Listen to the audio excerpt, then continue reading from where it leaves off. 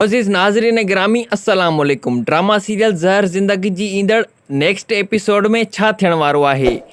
छा रबन ॻोठ वारनि सां मिली करे सरदारी निज़ाम खे ख़तमु कराईंदो? छा मीरा वापसि मोटी ईंदी? छा रबन वारा ॻोठ जो सरदार साईं सरकार खे कंदा? छा रईस गफ़ार ख़ान उमिरे खां मोटी अची कमाल ख़ान ऐं ओठे खे सज़ा ॾींदो या वरी ॿिन्हिनि खे छॾे ॾींदो?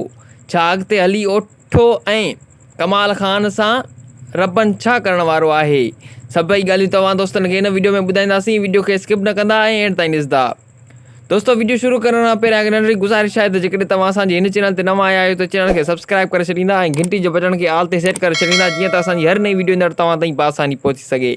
त दोस्तों हलूं था पंहिंजी मेन वीडियो तरफ़। त रबन ऐं वारिस ॻोठ जे माण्हू खे गॾु करे सरदारी निज़ाम खे ख़तमु कंदा ऐं ड्रामे में हिकु ॿियो अदाकार अची वियो जंहिंजो नालो साईं सरकार आहे ऐं अॻिते हली रबन वारा ॻोठ जो सरदार साईं सरकार खे कंदा, छो जो साईं सरकार बि कमाल ख़ान वारनि जो दुश्मन निकिरंदो।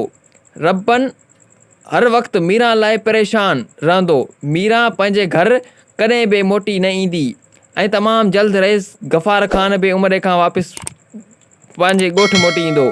उमेद कयूं था त हीअ वीडियो तव्हां दोस्तनि खे पसंदि आई हूंदी। जेकर पसंदि आई आहे त वीडियो खे लाइक करे छॾींदा ऐं अहिड़े क़िस्म जा ड्रामा अपडेट्स ॾिसण जे लाइ असांजी हिन यूट्यूब चैनल खे सब्सक्राइब करे छॾींदा। दोस्तों मिलंदासीं ॿिनी नई वीडियो में, तेसीं ताईं असांखे ॾींदा इजाज़त। अल्लाह वाही।